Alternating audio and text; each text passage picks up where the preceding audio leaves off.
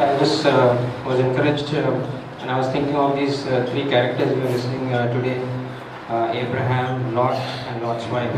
जैसे हमने इब्राहिम, लॉट और लॉट की पत्नी के बारे में हम सुन रहे थे, मैं बहुत ही प्रोत्साहित हुआ। We see that the judgment had come on Sodom and Gomorrah, and Lot was there in his house, and Lot, the angels had come to pick him up.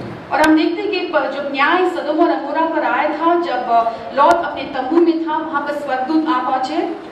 So they were, wanting him to come and leave that place because judgment is coming. Fire is going to destroy that whole city of idolatry and immorality, Sodom and Gomorrah.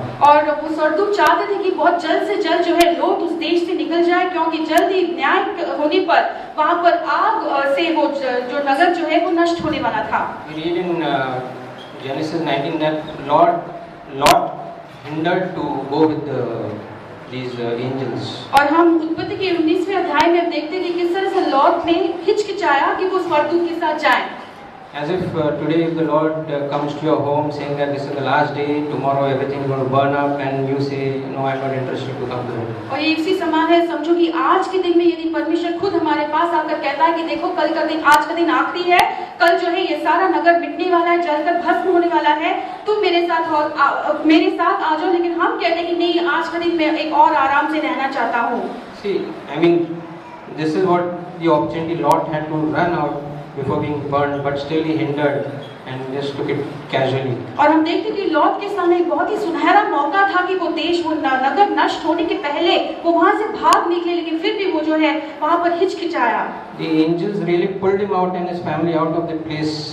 और हम देखते हैं कि स्वर्गदूत जो है वहाँ पर लॉट को और उसके परिवार को खींचकर वहाँ से निकल आए। I mean, I was thinking why here Lot's wife only just turned back and she turned into pillar of salt. और मैं सोचने लगा कि ऐसा क्यों है, यहाँ पर जो है लॉट की पत्नी जो है वो पीछे मुड़कर देखे और वो जो है नमक का खंबा बन गई। Because Abraham was Lot's uncle, and Abraham, I believe, would always pray for Lot's salvation, for his good salvation and for good of Lot. और हम देखते हैं कि अब्राहम जो है लोट का अंकल होने की वजह से वो हमेशा लोट के लिए प्रार्थना करता था, उसके उद्धार के लिए, उसके बचाव के लिए वो हमेशा प्रार्थना करता था।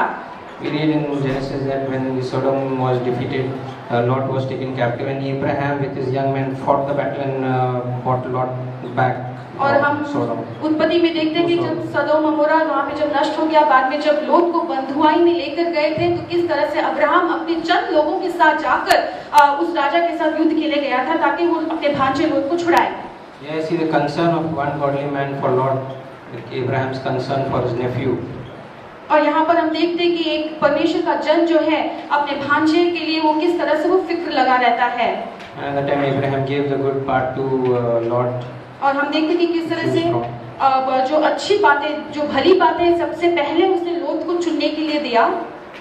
So see, what we learn, if we pray for someone, if a family member or somebody is on his way to hell, going to be burned up, if I can pray for him, just like Abraham would pray for Lot, Abraham negotiated with Lot, with the angels. If you have 50 righteous in this land, will you forgive or still burn up?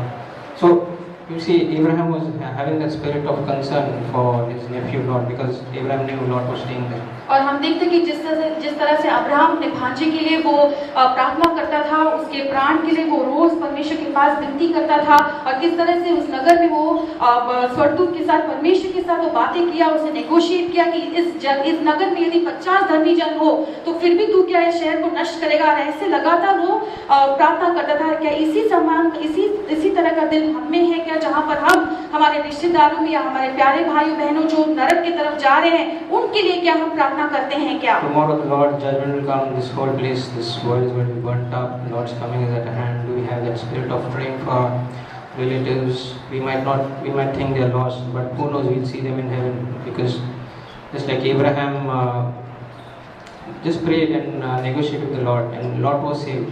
Abraham might have come to know later the benefits of his prayer. और हो सकता है इसी तरह शायद परमेश्वर हमसे भी आकर कहे बताएं कि देखो ये दुनिया जो है नष्ट होने वाली है और जो लोग जो यीशु मसीह के पास नहीं आए हैं वो नर्क की तरफ नष्ट होने वाले हैं।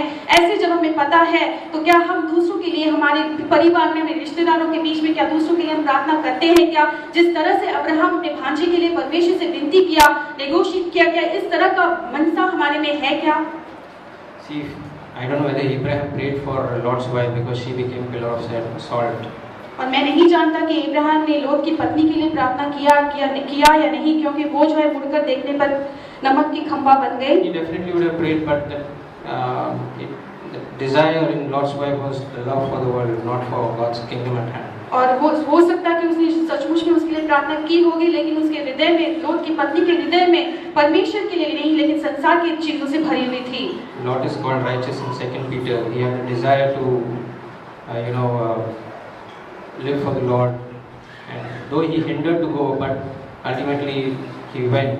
So same way the Lord sees us, whether we are being too much attracted to the world, too much taken up with the world, or if we are taking up the things of heaven, the Bible, word of God, prayer for others. So let's do that these days.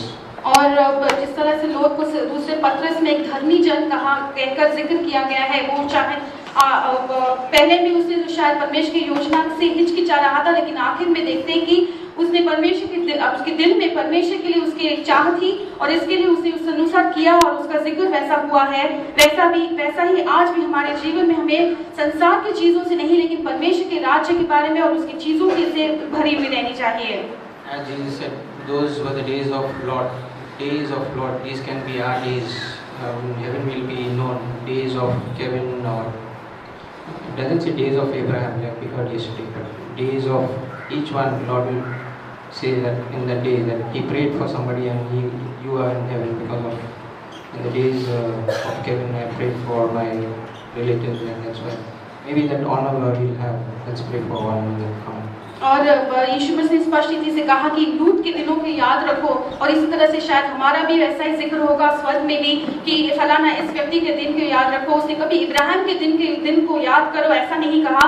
और ये हो सकता है कि हम यदि दूसरों के लिए प्रार्थना करें तो स्वर्ग में आगे को जाकर ऐसा जिक्र होगा कि फलाना व्यक्ति के दिनों में उसे प्रार्थना करने की वजह से इसका उद्धार हुआ है।